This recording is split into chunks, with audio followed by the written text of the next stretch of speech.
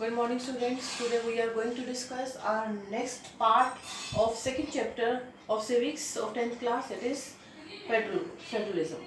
So earlier also we have read about the federalism. We have read about the features of federalism. Okay, हमने federal government के बारे में पढ़ा. What is federal government and what is unitary government and what is the difference between federal and unitary government. Okay, so हमने federal government के बारे में बहुत कुछ पढ़ा.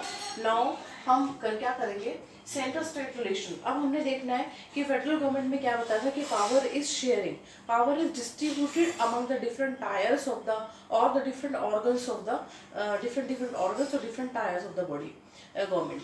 ठीक है, तो हमने 3 टायर्स भी पढ़े थे. थोड़ा सा पहले वाला रिमाइंड कर लेते हैं. 3 टायर्स पढ़े थे हमारा सेंट्रल स्टेट और रीजनल लेवल पर. उसके बाद जो हमारे ऑर्गन्स हैं उसमें पावर को शेयर करते हैं हम, लेजिस्लेटिव, एग्जीक्यूटिव एंड जुडिशरी. और जब हम पावर को शेयर करते हैं ना तो उससे काम बहुत स्मूथली चलता है. और this is the federal government. और हमारे इंडिया में फेडरल गवर्नमेंट है, हम फेडरल गवर्नमेंट की तरह काम करते हैं. उसके अलावा यूनिटरी गवर्नमेंट की बात करते हैं तो यूनिटरी गवर्नमेंट कहाँ पे थी, श्रीलंका में थी. वहाँ पे यहाँ यूनिटरी में क्या होता है कि सारी की सारी पावर सेंटर के हाथ में होती है.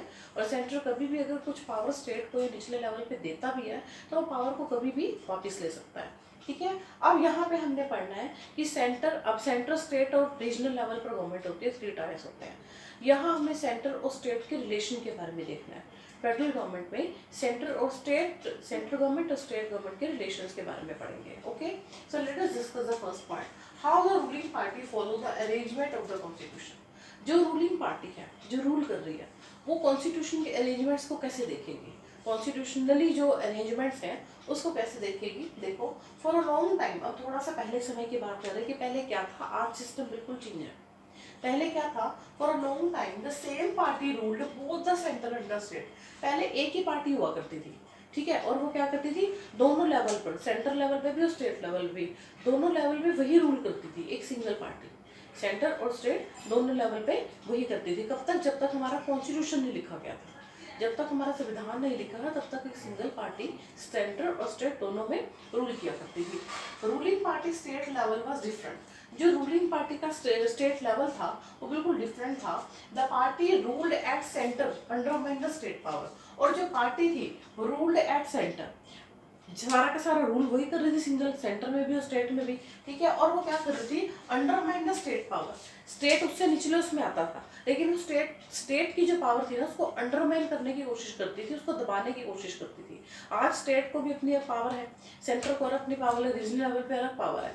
लेकिन पहले एक सिंगल पार्टी थी और जो स्टेट में थे, सेंटर के थे, वो स्टेट को डोमिनेट करने की, स्टेट की पावर को अंडरमाइन करने की कोशिश करती थी. तो ये सारा का सारा हमारा कॉन्स्टिट्यूशन लिखने से पहले का टाइम पीरियड था, सेंटर और स्टेट के रिलेशन कैसे थे.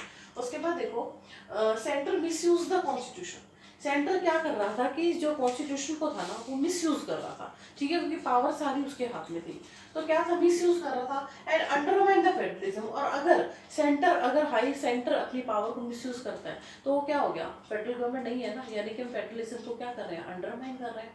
ठीक है, अब देखो कि अब ये क्या हुआ, ये सारा सिस्टम हमने पढ़ा कि सारा कॉन्स्टिट्यूशन से पहले था कि सेंटर और स्टेट के क्या रिलेशंस थे. ठीक है, एक ही पार्टी थी दोनों के अंदर, और कहीं ना कहीं जो सेंटर थी वो कहीं ना कहीं स्टेट को डोमिनेट, स्टेट को अंडरमाइन करने की कोशिश कर रही थी. लेकिन अब देखो क्या हुआ, ruling party the centre misuse the constitution. Now ये जो सारा सिस्टम था, ठीक है, जहाँ पे एक ही पार्टी थी दोनों में, ये सिस्टम कब हुआ, 1990 में चेंज हो गया. ये सिस्टम पूरा चेंज हो गया 1990 में. ठीक है, क्योंकि हमारा देश आज़ाद हो गया, उसके बाद हमारे देश का संविधान भी लिखा गया. ठीक है, तो बहुत कुछ चेंजेस आए after independence. Rise of regional party. अब तक क्या था, हमने क्या बता रखा था, सेंटर और स्टेट की बात कर रखी थी. यहाँ से 1990 के बाद रीजनल पार्टी भी आ गई. तब हम 3 टायर कहते हैं ना. ठीक है, सेंटर, स्टेट और रीजनल लेवल का. ठीक है, तो यहाँ पर 1990 में रीजनल पार्टी भी आ गई. Rise of regional party, era of coalition government at the centre. और वो पूरा का पूरा टाइम पीरियड कौन सा था, कोलिशन गवर्नमेंट. ठीक है, कोलिशन गवर्नमेंट का था जिसमें तीनों तरह के टायर थे, सेंटर, स्टेट और रीजनल लेवल भी आ गया था. ठीक है, लोकल लेवल पर. ठीक है, अब देखो ये सारा का सारा रिलेशन था, हमने पढ़ा सेंट्रल स्टेट का क्या रिलेशन था, पूरा रिलेशन बताया कि पहले क्या था, पहले पार्टी कैसे थी, और उसके बाद 1990 में जब उसके बाद कॉन्स्टिट्यूशन बना, तो कॉन्स्टिट्यूशन बनने के बाद एक थर्ड टायर और ऐड हो गया, सेंट्रल लेवल, स्टेट लेवल पे और रीजनल लेवल पे, ठीक है। फिर इन तीनों के अंदर पावर को डिस्ट्रीब्यूट किया गया, पावर को शेयर किया गया, और इस तरह से हमारा फेडरल गवर्नमेंट प्रॉपर वे से मेंटेन हुआ। So this is all about the federalism. अब आप देखो, हम नेक्स्ट इसका टॉपिक करेंगे decentralisation in India. What is decentralisation? Decentralisation वही है, डिसेंट्रलाइजेशन की सेंटर को सारी की सारी पावर सेंट्रलाइज कर देना, ठीक है। कैसे? मतलब कि जो भी हमारे 3 टायर हैं, स्टेट, सेंटर और रीजनल लेवल पे, तीनों को अथॉरिटी देना, तीनों का सिस्टम बनाना। कैसे कैसे होगा? तीनों में ही इलेक्शंस अलग अलग लेवल पे होंगे, ठीक है, क्योंकि सबको पावर मिली हुई है। अब देखो, ये डिसेंट्रलाइजेशन इंडिया कब हुआ? 1992 में, ठीक है। ये बहुत इंपॉर्टेंट क्वेश्चन है जो आपको डिसेंट्रलाइजेशन में एग्जाम में करा जाता है कि what was decentralisation, what is decentralisation? Regular election to local government. अब इसमें क्या था कि लोकल गवर्नमेंट के भी, सेंट्रल, स्टेट और लोकल मतलब रीजनल लेवल पे, उसके भी अलग से इलेक्शन होंगे। पहली बात तो ये फाइनल हुई। दूसरा क्या हुआ? Reserved seats elected body. अब जो इलेक्टेड बॉडी थी ना, जहाँ पे जैसे मिनिस्टर्स को चुना जाना था, तो उसमें जो हमारे पिछड़े थे ना, पिछड़ी जाति के, जैसे ट्राइबल एरिया हो गया, SC BC शेड्यूल कास्ट हो गए, तो इन सब के लिए क्या किया गया? इन सब के लिए भी सीट्स रिजर्व कर दी।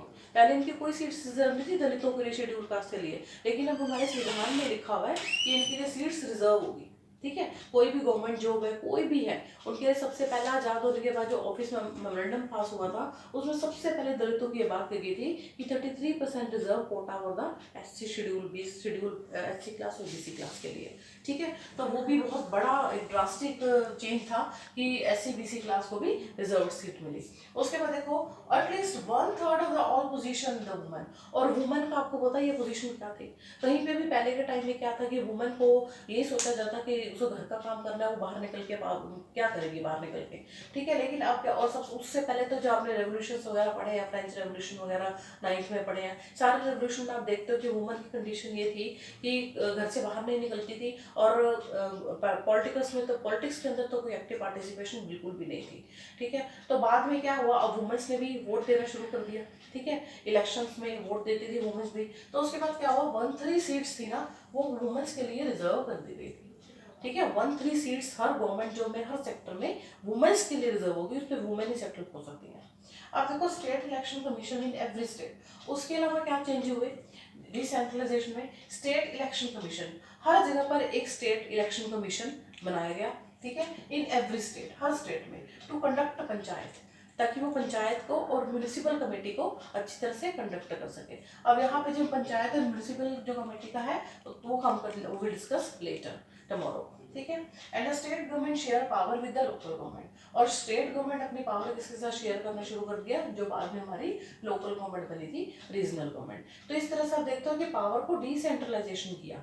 पावर को हम क्या कर रहे हैं, अपने अलग अलग टायर्स में, जो तीनों टायर्स हैं उसमें डिवाइड कर रहे हैं, ताकि सिस्टम सेंट्रल लेवल पे भी, स्टेट लेवल पे भी और हमारे लोकल लेवल पे भी सिस्टम बिल्कुल स्मूथली चले, और किसी के साथ किसी भी तरह का कोई डिस्क्रिमिनेशन ना हो, because all the peoples are equal in the eyes of law, ठीक है। According to the constitution all the peoples are equal. So these are the changes that come in the relation of the central and state relation, ठीक है। क्या थे, बाद में कैसे हालात सुधर गए कॉन्स्टिट्यूशन बनने के बाद, और उसी तरह से डिसेंट्रलाइजेशन हो गया पावर का, ठीक है। तो tomorrow we will discuss about the panchayat and the municipal committee, के पंचायत लेवल पर किस तरह से काम किया गया। तो आई hope you understand all the things very clearly. तो आपके यहाँ पर आपका इस के बाद यहाँ पर डिसेंट्रलाइजेशन का कुछ थोड़ा सा पार्ट रह गया, that we will discuss tomorrow. And federal government का जो स्टेट का रिलेशन का था, और उसके अलावा जो टायर्स थे, that we had already discuss. तो I had already clear all the things in detail, so I hope you understand. Thank you so much.